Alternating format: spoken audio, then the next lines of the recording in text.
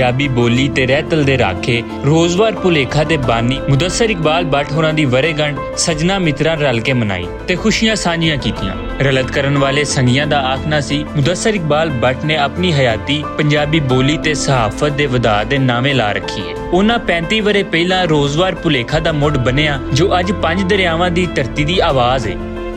ਜਿਹੜੇ किरदार ने वो कहानी दे मुहताज हुंदे ने, पर कुछ किरदार अजिहे हुंदे ने कहानी जिन्हां दे पिछे टुरदी है।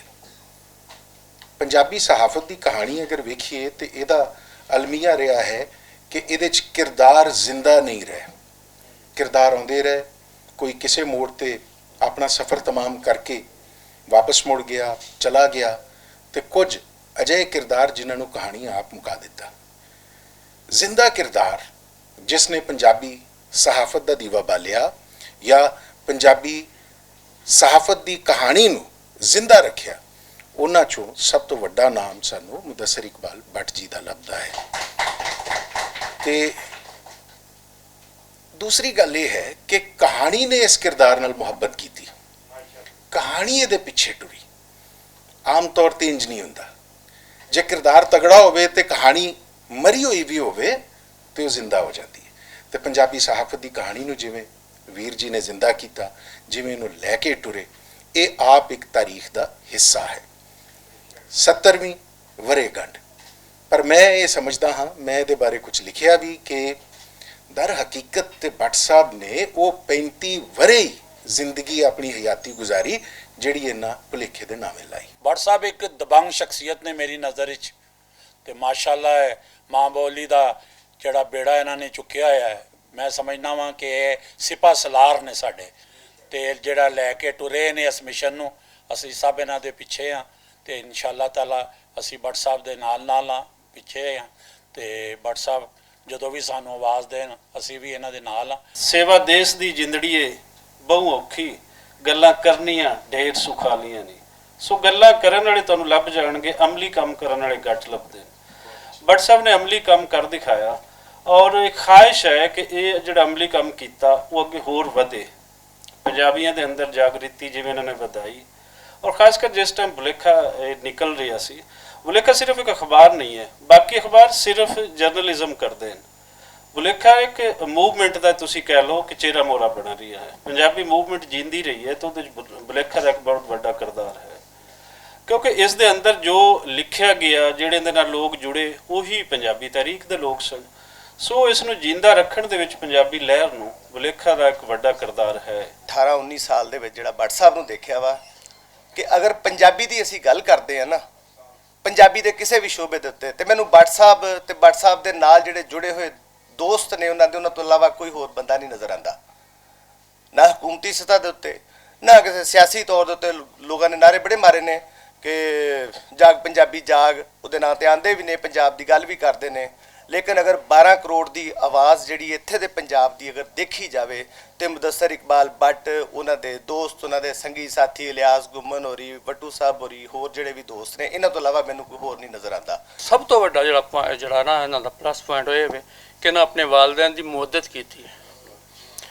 ते दूसरी जिहड़ी गल जिहड़ी खूबी है इन्हां दे च एह वे कि मेरे वर्गा बंदा भी अगर कोई बुरी गल करदा ना, तो भट्ट साहब ने कभी मत्थे ते वट नहीं पाया।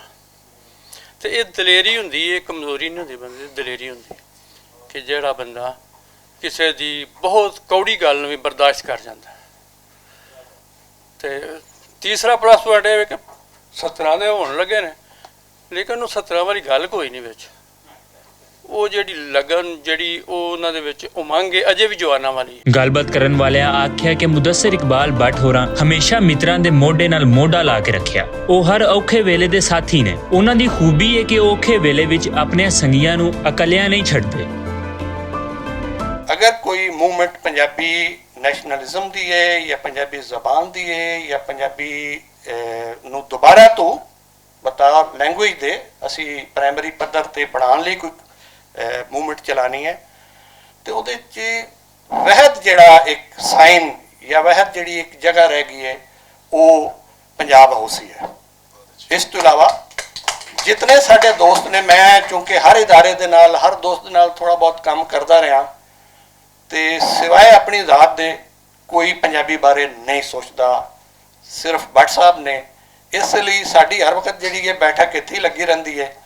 ਤੇ ਜਦੋਂ ਅਸੀਂ ਕਹਿੰਦੇ ਹਾਂ ਕਿ ਭੱਟ ਸਾਹਿਬ ਇਹ ਵੀ ਕੰਮ ਕਰਨ ਵਾਲਾ ਹੈ, ਕਰਨਾ ਚਾਹੀਦਾ ਹੈ, ਤਾਂ ਕਹਿੰਦੇ ਨੇ ਕਿਉਂ ਨਹੀਂ ਕਰਦੇ। ਭੱਟ ਸਾਹਿਬ ਨੇ ਪੰਜਾਬੀ ਜ਼ੁਬਾਨ ਦਾ ਜਿਹੜਾ ਅਜ਼ਮ ਮੈਂ ਕਰਾਂ ਕਿ ਕੀਤਾ ਹੈ ਕਿ ਜੀ ਕਿ ਪੰਜਾਬੀ ਜ਼ੁਬਾਨ ਦਾ ਫਰੋਗ ਹੋਵੇ, ਔਰ ਇਹ ਜਿੰਨਾ ਇਹ ਕੰਮ ਕਰ ਰਹੇ ਨੇ ਪੰਜਾਬੀ ਜ਼ੁਬਾਨ ਵਾਸਤੇ, ਸ਼ਾਇਦ ਮੈਨੂੰ ਵੀ ਤਕਰੀਬਨ ਇੰਨੇ ਕੁ ਸਾਲ ਹੋ ਗਏ ਨੇ, ਕੋਈ ਇਸ ਹਿਸਾਬ ਦੇ ਕੋਈ 35 ਕੁ ਸਾਲ ਤੇ ਹੋ ਹੀ ਗਏ ਨੇ ਤਕਰੀਬਨ, ਸ਼ਾਇਦ ਇਸ ਤੋਂ ਕੋਈ ਇੱਕ ਅੱਧਾ ਸਾਲ ਜ਼ਿਆਦਾ ਹੋ ਗਿਆ ਹੋਵੇਗਾ। ਲੇਕਿਨ ਮੈਂ ਅੱਜ ਤੱਕ ਪੰਜਾਬੀ ਜ਼ੁਬਾਨ ਵਾਸਤੇ ਕਿਸੇ ਨੂੰ ਇੰਨਾ ਕੰਮ ਕਰਦਿਆਂ ਨਹੀਂ ਵੇਖਿਆ ਜਿੰਨਾ ਭੱਟ ਸਾਹਿਬ ਨੇ ਕੀਤਾ, ਔਰ ਜਿਸ ਤਰ੍ਹਾਂ ਦਲੇਰੀ ਦੇ ਨਾਲ ਕੀਤਾ ਆਪਣੇ ਦੋਸਤਾਂ, ਆਪਣੇ ਭਾਈਆਂ ਵਾਸਤੇ ਔਰ ਆਪਣੇ ਸਾਥੀਆਂ ਵਾਸਤੇ, ਔਰ ਖੁਸੂਸੀ ਤੌਰ ਤੇ ਸਾਫੀਆਂ ਵਾਸਤੇ ਇਹਨਾਂ ਨੂੰ ਮੈਂ ਲੜਦਿਆਂ ਹਮੇਸ਼ਾ ਵੇਖਿਆ। ਔਰ ਇਹ ਖੂਬੀ ਬਹੁਤ ਥੋੜੇ ਲੋਕਾਂ ਦੇ ਵਿੱਚ ਹੁੰਦੀ ਹੈ। ਬੜੇ ਬੜੇ ਨਾਂ ਨੇ ਸਾਫਤ ਦੇ, ਲਾਹੌਰ ਭਰਿਆ ਪਿਆ ਵੱਡੇ ਸਾਫੀਆਂ ਦੇ ਨਾਲ, ਬੜੇ ਵੱਡੇ ਨਾਂ ਵੀ ਆਪਣੇ ਆਪ ਨੂੰ ਕਹਿੰਦੇ ਨੇ, ਲੇਕਿਨ ਦੂਸਰਿਆਂ ਵਾਸਤੇ ਨਹੀਂ ਲੜਦੇ ਹੋ। ਭੱਟ ਸਾਹਿਬ ਨੂੰ ਕਦੀ ਵੀ ਕੋਈ ਤਜਵੀਜ਼ ਦਿੱਤੀ ਹੈ ਮੁਸਬਤ ਹੈ, ਤੇ ਭੱਟ ਸਾਹਿਬ ਨੇ ਕਦੀ ਨਕਾਰ ਨਹੀਂ ਕੀਤਾ। ਭੱਟ ਸਾਹਿਬ ਨੇ ਕਦੀ ਨਕਾਰ ਕੀਤਾ ਹੀ ਨਹੀਂਗਾ। ਮੈਨੂੰ ਕੋਈ ਵੀ ਕੰਮ ਕਿਹਾ ਹੈ ਕਿ ਭੱਟ ਸਾਹਿਬ ਇਹ ਕੰਮ ਕਰ ਲਈਏ ਤੇ ਕਰ ਲਵੋ। ਭੱਟ ਸਾਹਿਬ ਨੇ ਕਦੀ ਇਹ ਨਹੀਂ ਕਿਹਾ ਹੈਗਾ ਕਿ ਇਸ ਚੀਜ਼ ਦਾ ਕੋਈ ਮਨਫੀ ਅਸਰ ਪੈ ਸਕਦਾ ਹੈ, ਕੋਈ ਮੁਸ਼ਕਲ ਪੇਸ਼ ਆ ਸਕਦੀ ਹੈਗੀ। ਮੈਂ ਦੇਖਿਆ ਹੈ ਕਿ ਭੱਟ ਸਾਹਿਬ ਨੂੰ ਇਸ ਚੀਜ਼ ਦੀ ਕੋਈ ਪਰਵਾਹ ਨਹੀਂ ਹੈਗੀ। ਭੱਟ ਸਾਹਿਬ ਸੱਚਾਈ ਨਾਲ ਪਹਾੜ ਵਾਂਗੂ ਖੜੇ ਹੋ ਜਾਂਦੇ ਨੇ, ਔਰ ਕੋਈ ਡਰ ਖੌਫ ਨਹੀਂ ਹੈਗਾ। ਔਰ ਇਹੋ ਹੀ ਜੀਣ ਦਾ ਇੱਕ ਮਕਸਦ ਹੁੰਦਾ ਹੈ, ਔਰ ਇਹੋ ਹੀ ਜ਼ਿੰਦਗੀ ਹੈ। ਅਦਰਵਾਈਜ਼ ਜੀਂਦੇ ਤਾਂ ਸਾਰੇ ਲੋਕ ਵੀ ਹੈ ਨੇ। ਲਿਹਾਜ਼ਾ ਮੈਂ ਭੱਟ ਸਾਹਿਬ ਨੂੰ ਇਸ ਮੌਕੇ ਤੇ ਮੁਬਾਰਕਬਾਦ ਪੇਸ਼ ਕਰਨਾ। ਪੰਜਾਬੀ ਨਾਲ ਉਹੀ ਮੁਹੱਬਤ ਕਰ ਸਕਦਾ ਹੈ ਜੋ ਧਰਤੀ ਨਾਲ ਮੁਹੱਬਤ ਕਰ ਸਕਦਾ ਹੈ, ਜੋ ਜ਼ੁਬਾਨ ਨਾਲ ਮੁਹੱਬਤ ਕਰ ਸਕਦਾ ਹੈ, ਜੋ ਲੋਕਾਂ ਨਾਲ ਮੁਹੱਬਤ ਕਰ ਸਕਦਾ ਹੈ। ਇਹ ਸਾਰੀ ਖੂਬੀਆਂ ਮੈਂ ਭੱਟ ਸਾਹਿਬ ਦੇ ਅੰਦਰ ਵੇਖੀਆਂ। ਮੈਂ ਕੰਪੈਰੀਜ਼ਨ ਕਰਾਂਗਾ ਸਿੰਧ ਤੇ ਪੰਜਾਬ ਦੇ ਉੱਤੇ ਕਿ ਸਿੰਧ ਦੇ ਅੰਦਰ ਜੋ ਕੰਮ ਇਦਾਰੇ ਕਰ ਰਹੇ ਨੇ ਉਹ ਇੱਥੇ ਭੱਟ ਸਾਹਿਬ ਇਕੱਲੇ ਬਹਿ ਕੇ ਕਰ ਰਹੇ ਨੇ। ਤੇ ਜਦੋਂ ਮੈਂ ਇੱਥੇ ਆਇਆ ਤਾਂ ਮੈਨੂੰ ਇਹ ਲੱਗਾ ਕਿ ਅਸੀਂ ਇੱਥੇ ਆ ਕੇ ਮਤਲਬ ਕਿੱਥੇ ਇਕੱਲੇ ਨਾ ਹੋ ਜਾਈਏ। ਮਤਲਬ ਇਹ ਮਹਿਸੂਸ ਹੋਣ ਲੱਗਾ ਕਿ ਸ਼ਾਇਦ ਪੰਜਾਬ ਦੇ ਵਿੱਚ ਅਸੀਂ ਰਹਿ ਕੇ ਕੋਈ ਅਜਨਬੀ ਵਰਗੇ ਲੱਗਣ ਲਗਾਂਗੇ ਜਾਂ ਕੋਈ ਸਾਨੂੰ ਆਪਣਾ ਨਹੀਂ ਕਹਿਣ ਲੱਗੇਗਾ। ਜਦੋਂ ਮੈਂ ਇੱਥੇ ਆਇਆ ਮੈਨੂੰ ਇਹ ਮਹਿਸੂਸ ਹੋਇਆ ਕਿ ਮੈਨੂੰ ਫੀਲ ਹੁੰਦਾ ਮੈਂ ਅਜੇ ਵੀ ਗੱਲ ਕਰਦੇ ਹੋਏ ਸੋਚ ਰਿਹਾ ਕਿ ਇਹ ਭੱਟ ਸਾਹਿਬ ਹੀ ਨੇ ਕਿ ਜੋ ਸਾਡੇ ਵਰਗੇ ਲੋਕ ਵੀ ਢੂੰਡ ਕੇ ਲਾਉਂਦੇ ਨੇ ਕਿ ਸਾਡੇ ਨਾਲ ਮਿਲੋ। ਤੇ ਇਹਨਾਂ ਦੀ ਖੂਬੀ ਹੈ ਤੇ ਅੱਲਾਹ ਤਾਲਾ ਨੂੰ ਔਰ ਵਧਾਏ ਤੇ ਔਰ ਤਰੱਕੀਆਂ ਦੇਵੇ। ਪੰਜਾਬੀ ਬੋਲਣਾ ਮੇਰੇ ਖਿਆਲ ਫਖਰ ਦੀ ਗੱਲ ਹੈ, ਬਜਾਏ ਵਾਸਤੇ ਕਿ ਸਾਡੇ ਘਰਾਂ 'ਚ ਜਾਂ ਸਾਈਡਾਂ 'ਤੇ ਤੁਸੀਂ ਦੇਖੋ ਕਿ ਉੱਥੇ ਬੇਇੱਜ਼ਤੀ ਸਮਝੀ ਜਾਂਦੀ ਹੈ। ਤੇ ਇਹ ਜਿਹੜਾ ਮੈਨੂੰ ਮਤਲਬ ਕ੍ਰੈਡਿਟ ਮਿਲਿਆ ਜਾਂ ਸਮਝੋ ਮਤਲਬ ਮੇਰਾ ਇੱਕ ਹੌਸਲਾ ਵਧਿਆ, ਉਹ ਵਜ੍ਹਾ ਹੈ ਪੰਜਾਬੀ ਭੱਟ ਸਾਹਿਬ ਦੀ ਵਜ੍ਹਾ ਤੋਂ। ਔਰ ਭੱਟ ਸਾਹਿਬ ਇਹ ਮਿਸ਼ਨ ਲੈ ਕੇ ਚੱਲ ਰਹੇ ਨੇ। ਭੱਟ ਸਾਹਿਬ ਮੇਰੇ ਬਜ਼ੁਰਗ ਨੇ। ਭੱਟ ਸਾਹਿਬ ਨਾਲ ਮੇਰੀ ਇੱਕ ਗੱਲ 'ਤੇ ਲੜਾਈ ਹੁੰਦੀ ਹੈ, ਉਹ ਇਹ ਕਿ ਉਹ ਆਪਣਾ ਨੁਕਸਾਨ ਇੱਕ ਐਕਸਟ੍ਰੀਮ ਹੱਦ ਤੱਕ ਕਰ ਜਾਂਦੇ ਨੇ ਦਲੇਰੀ 'ਚ। ਮੈਂ ਉਹਨਾਂ ਨੂੰ ਮਨਾ ਕਰਨਾ, ਇਹ ਇਸ਼ਤਿਹਾਰ ਨਾ ਛਾਪਣਾ, ਇਹ ਖਬਰ ਨਾ ਛਾਪਣਾ, ਇਹ ਫਲਾਣਾ ਨਾ ਕਰਨਾ। ਮੈਨੂੰ ਪਿੱਛੋਂ ਸਿਸਟਮ ਪਤਾ ਹੀ ਹੁੰਦੇ ਨੇ ਸਾਰੇ ਕਿ ਕਿੱਥੋਂ ਕੀ ਹੋ ਰਿਹਾ ਹੈ, ਕੀ ਮੂਵ ਚੱਲ ਰਹੀ ਹੈ। ਮੈਨੂੰ ਪਤਾ ਹੁੰਦਾ ਇਹਨਾਂ ਦੇ ਇਸ਼ਤਿਹਾਰ ਬੰਦ ਹੋ ਜਾਣੇ ਨੇ। ਮੈਨੂੰ ਪਤਾ ਹੁੰਦਾ ਇਹਨਾਂ ਨੂੰ ਉਹ ਪੈ ਜਾਣੇ ਨੇ ਜਿਨ੍ਹਾਂ ਦਾ ਇਹ ਜ਼ਿਕਰ ਕਰ ਰਹੇ ਸਨ, ਮੈਂ ਨਹੀਂ ਕਰ ਰਿਹਾ। ਮੁਦੱਸਰ ਇਕਬਾਲ ਭੱਟ ਹੋਰਾਂ ਦੇ ਚਾਹੀਵਾਨਾਂ ਉਹਨਾਂ ਨਾਲ ਜੁੜੀਆਂ ਯਾਦਾਂ ਸਾਂਝੀਆਂ ਕਰਦਿਆਂ ਆਖਿਆ ਕਿ ਰੋਜ਼ਵਾਰ ਭੁਲੇਖਾ ਦਾ ਮੁੱਢ ਬੰਨ੍ਹਣਾ ਤੇ ਇੱਕ ਪੰਜਾਬੀ ਅਖਬਾਰ ਨੂੰ 35 ਵਰ੍ਹੇ ਤੀਕਰ ਕਾਮਯਾਬੀ ਨਾਲ ਚਲਾਉਣਾ ਮੁਦੱਸਰ ਇਕਬਾਲ ਭੱਟ ਦਾ ਹੀ ਕੰਮ ਹੋ ਸਕਦਾ ਹੈ। ਮੈਂ ਮੁਬਾਰਕਬਾਦ ਦਿਆਂਗਾ ਕਿ ਉਹ ਕੌਮ ਜਿਹੜੀ ਸਾਰੀ ਉਮਰ ਭੁਲੇਖੇ ਖਾਂਦੀ ਆਈ ਹੈ, ਉਹਨੂੰ 35 ਸਾਲ ਤੋਂ ਇੱਕ ਐਸਾ ਭੁਲੇਖਾ ਦਿਖਾਇਆ ਹੈ ਕਿ ਜਿਹਦੇ ਵਿੱਚ ਅਸਲ ਸਾਡੀ ਪਹਿਚਾਣ ਹੈ ਕਿ ਇਹ ਭੁਲੇਖਾ ਸਾਨੂੰ ਆਪਣੀ ਜ਼ਿੰਦਗੀ ਵਿੱਚ ਰੱਖਣਾ ਚਾਹੀਦਾ ਹੈ, ਆਪਣੇ ਇਲਮ 'ਚ, ਆਪਣੇ ਦਿਲ 'ਚ, ਆਪਣੇ ਦਿਮਾਗ 'ਚ, ਆਪਣੀ ਰੂਹ 'ਚ, ਤਾਂ ਕਿ ਸਾਨੂੰ ਉਹਦੀ ਸਹੀ ਤਰੀਕੇ ਨਾਲ ਪਹਿਚਾਣ ਹੋ ਸਕੇ। ਭੁਲੇਖਾ ਇੱਕ ਦੁੱਖ ਭਰੀ ਦਾਸਤਾਨ ਤੇ ਹੋ ਸਕਦੀ ਹੈ, ਲੇਕਿਨ ਇਹ ਉਹ ਭੁਲੇਖਾ ਹੈ ਜਿਹੜਾ ਸਾਨੂੰ ਖੁਸ਼ੀਆਂ ਦਿੰਦਾ ਹੈ, ਜਿਹਨੇ ਸਾਡੀ ਮਾਂ ਜੀ ਜ਼ੁਬਾਨ ਨੂੰ ਆਪਣੀ ਹਿਫਾਜ਼ਤ 'ਚ ਰੱਖਿਆ ਹੈ, ਆਪਣੇ ਹਸਾਰ 'ਚ ਰੱਖਿਆ ਹੈ, ਸਾਡੀ ਤਹਿਜ਼ੀਬ ਨੂੰ, ਸਾਡੇ ਕਲਚਰ ਨੂੰ। ਉਹ ਸਾਨੂੰ ਆਪਣਾ ਵਿਖਾਉਣ ਦਾ ਭੁਲੇਖਾ ਜਿਹੜਾ ਹੈ, ਮੇਰੇ ਖਿਆਲ ਇਹ ਤੋਂ ਹੋਰ ਕਿਹੜਾ ਖੂਬਸੂਰਤ ਭੁਲੇਖਾ ਹੋ ਸਕਦਾ ਹੈ। जिस दिन का भुलेखा जमे उस दिन का बिला शिरकत गहरे मैं इसका शोबद रीटर हाँ और किसी ने आज तक मेरी एक लाइन नहीं कटी। ये ड्यू टू मुदस्सर इकबाल भट्ट देखो समझते ने ये सारे इन्हों भाईजान कहते ने, मेरी खुशकिस्मती को मैनू भाईजान कहते हैं। मुदस्सर इकबाल भट्ट साहब नाल मेरी पहली मुलाकात 29 वरे पहले हुई ते ऐसी शख्सियत दे मालिक ने कि जिहड़ा एक बारी मिलता है वो ख्वाहिश करता है कि मैं दोबारा मिला, और इन्नी मुहब्बत इन्नी अपनाइयत देंदे ने उस बंदे नूं, वो बंदा किधरे जा ही नहीं सकता। और मैं समझना कि मुदस्सर भट्ट साहब इको कुआं ने जिथों लखां लोग पानी भर के निकलते हैं और बड़ी बड़े अच्छे आला मुकाम ते पहुँच चुके हैं। और मैं इन्हां दे नाल रहा होले पारे वेले सारे वेखे ने, लेकिन इन्हां च एक चीज़ देखी ना ये अपना हौसला टुटन देंदे ने ना दूजे दा। भट्ट साहब की जी बहुत ही खूबसूरत और बड़ी ही माणयोग गल है वो उन्होंने पंजाबी अदब और पंजाबी कल्चर और पंजाबी ज़बान की खिदमत का अज़म और मिशन है। मैं समझना कि शायद ही साढ़े वाले पंजाब च और साढ़े वाले हिस्से च पाकिस्तान दे विच शायद ही कोई दूसरा एडा कद किसी शख्सियत का है जिहड़ा मुदस्सर इकबाल साहब का जिहड़ा पंजाबी वास्ते कर रहे हैं, पंजाबी ज़ुबान वास्ते कर रहे हैं। और इस वास्ते साडा ये माण ने, साडा ये फखर ने, और असीं इन्हां ते हमेशा तो माण करने इन्हां दे दबंग लहजे ते, इन्हां दे पंजाबी स्टाइल ते, पंजाबी अंदाज से, पंजाब दे नाल मुहब्बत करन ते, पंजाबियां नाल प्यार करन च और पंजाबियां नूं अगे लैके जाण दी शक्ल च। वरना तो यकीन जानो कि बड़ा ही एहसासे महरूमी और एहसासे कमतरी हुंदा है जदों असीं चढ़दे पंजाब नूं वेखने कि जिस तरीके नाल उत्थे पंजाबी दी खिदमत हो रही है और पंजाबी दे नाल प्यार हो रहा है और पंजाबी नूं एक ज़ुबान के तौर पर और पंजाबी नूं एक भरपूर अदब की शक्ल च अगे लैके जाने की कोशिश हो रही है। पंजाब के कल्चर के सारे रंगों नूं जिन्ने सोहणे तरीके नाल अगे लैके जा रहे हैं, असीं बहुत ही पिछे हैं और बहुत शर्मनाक हद तक पिछे हैं। भट्ट साहब मैं तो आपको सिर्फ यही कह सकता हूँ कि अल्लाह आपको सलामत रखे, अल्लाह ताला आपको नज़र बद से बचाए, तुसी हमेशा जिउंदे वसदे रहो, तुसी साडा मां नहीं गए हो, संभाल नहीं गए हो, ते तुहाडी वजह नाल इस मुआशरे दी कसाफत थोड़ी जी घट जाती है। मुदस्सर इकबाल साहब ने जिस तरह पंजाबी जुबान सकाफत के अदब नूं और पंजाब के रंग नूं पंजाब नूं जिंदा रखे है, इससे इन्हां दी जिन्नी भी तारीफ की जाए और जिन्ना भी एक पंजाबी हुंदिया शुक्रिया अदा किया जाए वो घट है।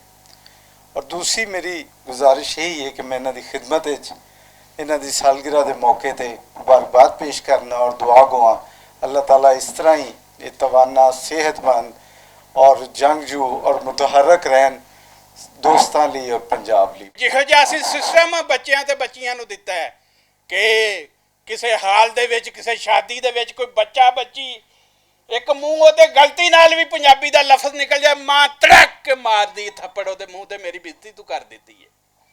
ਯਾਨੀ ਇਹ ਅਸੀਂ ਆਪਣੇ ਬੱਚਿਆਂ ਨੂੰ ਜਿਹੜਾ ਨਿਜ਼ਾਮ ਦਿੱਤਾ ਹੈ ਇਹਨੂੰ ਸਾਨੂੰ ਬਦਲਣਾ ਪਵੇਗਾ। ਬਜਾਏ ਇਸ ਤੇ ਕਿ ਅਸੀਂ ਤਨਕੀਦ ਕਰੇ ਕਿ ਇਹ ਸਾਡੀਆਂ ਬੱਚੀਆਂ ਕਿਉਂ ਨਹੀਂ ਪਈ ਬੋਲਦੀਆਂ, ਅਸੀਂ ਉਹਨਾਂ ਨੂੰ ਮੌਕਾ ਦੇਣਾ। ਤੇ ਇਹ ਤਹਿਰੀਕ ਜਿਹੜੀ ਭੱਟ ਸਾਹਿਬ ਨੇ ਚਲਾਈ ਏ, ਸਾਡੇ ਸਾਰੇ ਵੀਰ ਜਿਹੜੇ ਇੱਥੇ ਬੈਠੇ ਨੇ ਇਹਦਾ ਹਿੱਸਾ ਨੇ। ਅਸਾਂ ਇਹਨੂੰ ਉਸ ਲੈਵਲ ਤੇ ਲੈ ਕੇ ਜਾਣਾ ਹੈ।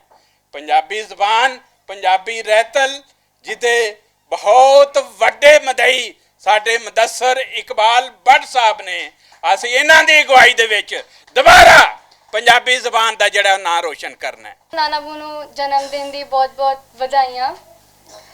ਕਦੀ ਇਹ ਗੱਲ ਕਰਨ ਦਾ ਮੌਕਾ ਨਹੀਂ ਲੱਭਿਆ ਤੇ ਅੱਜ ਮੌਕਾ ਲੱਭਿਆ ਤੇ ਮੈਂ ਕਹਿ ਰਹੀ ਹਾਂ ਨਾਨਾ ਬੂ ਤੁਹਾਡੇ ਤੇ ਮੈਨੂੰ ਬੜਾ ਮਾਣ ਹੈ ਤੇ ਮੈਨੂੰ ਬਹੁਤ ਉਮੀਦ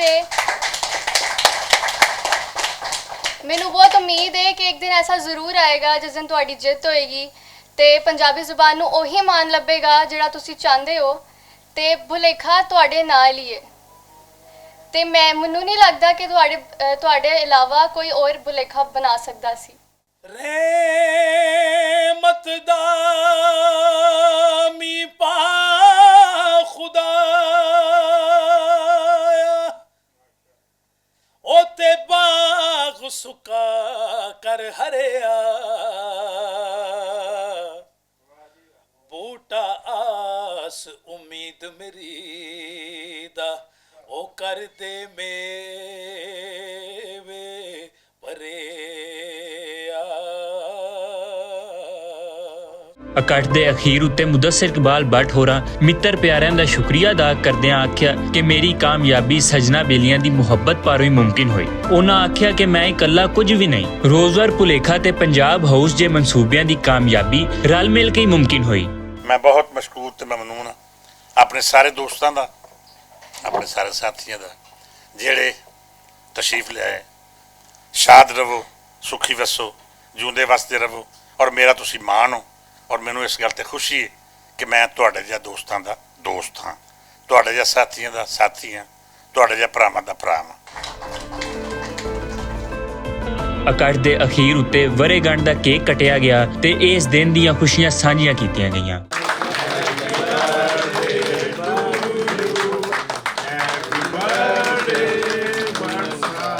ਅਲੀ ਬਾਬਰ ਬੱਟ, ਪੰਜਾਬ ਹਾਊਸ, ਭੁਲੇਖਾ ਟੀਵੀ, ਲਾਹੌਰ।